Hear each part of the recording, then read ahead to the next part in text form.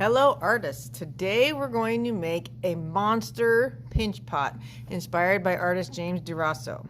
You'll have a chunk of clay. If it's kind of square, the first thing you need to do is kind of squeeze it to knock the corners off. So we get this little boulder looking object. Then we put it between your hands and you have to push a little bit and you're going to roll into a ball. Sometimes you also have to smack it a little bit to make it round. So make sure your hands are going in circles when you do this. Having some lines and cracks is normal. We will take care of that later. Then you're going to take your thumb, put it here, and we push in until your knuckle disappears. We don't want to go all the way through. If that's too hard for you, take a pencil, find the center, push down, but don't go all the way through, and then you stick your thumb in that hole. Now we're going to find our lobster claw and do some pinching. This is called a pinch pot because it's made by pinching. Thumb goes in the hole, fingers are on the outside. And when you're pinching, don't aim for the edge, aim for the bottom. Trying to make the bottom of the pot smaller. We want to make sure this edge up along the top stays about as thick as your pinky finger. Cracking while you do this is normal.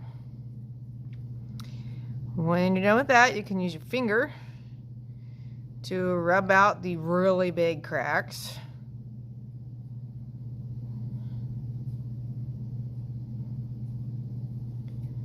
Now, right, our pot is very wobbly. We want to fix that. So we're going to gently tap, tap, tap on the cloth. This flattens the bottom so it doesn't wobble anymore. Your top is also very uneven if you look at it.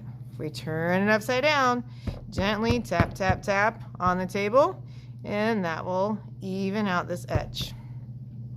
Now, there are a lot of finger dents here. The way we fix finger dents, a fast way, is turn it on its side and roll this on the cloth, and that will help eliminate the finger dents.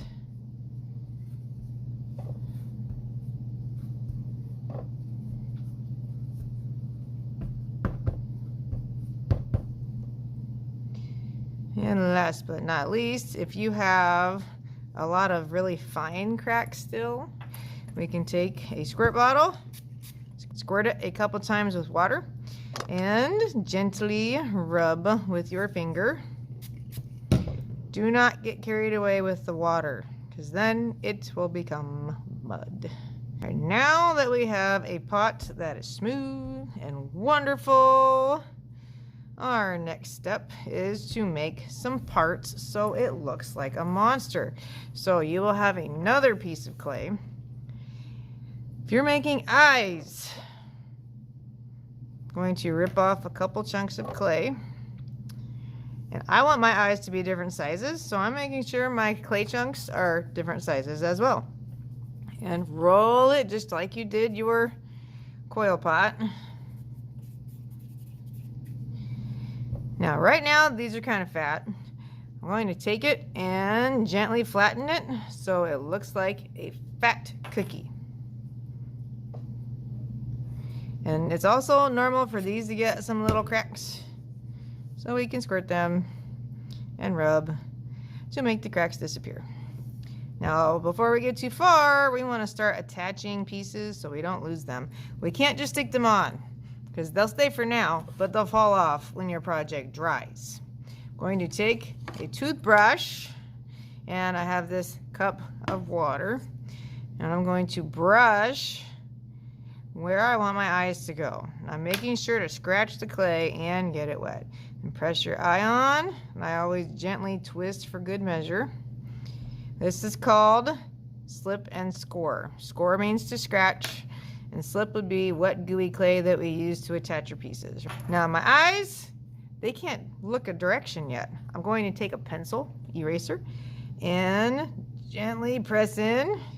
So now my monster is looking off to the side. Or maybe your monster's cross-eyed. Or maybe it's looking up. Or maybe it's looking down.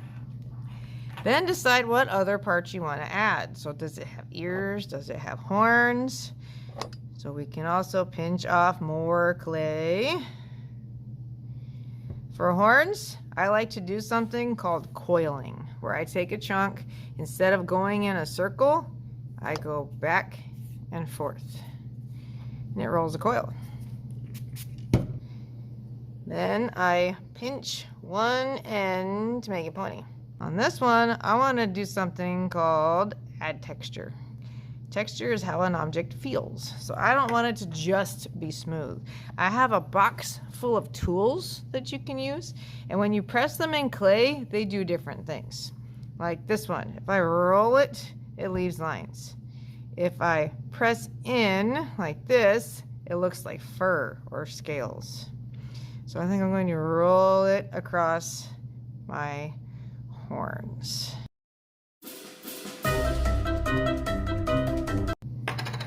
And back to the toothbrush. Make sure I'm scratching the clay.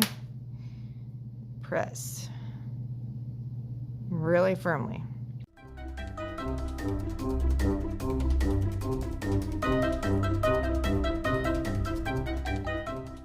His mouth won't need to be that long, so I'm going to break this.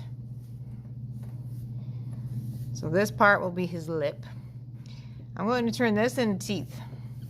So I'm putting it back on my cloth. I'm going to cut. See how I'm holding this tool? This direction, it's a loop.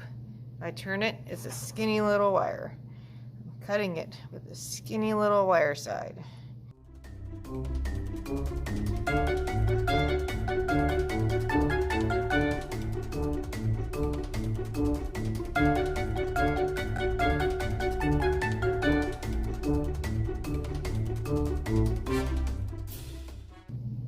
Then you can use your finger to blend this on. Or if that's too hard, I have this tool called a clay thumb. If you look at it, it's shaped just like a thumb.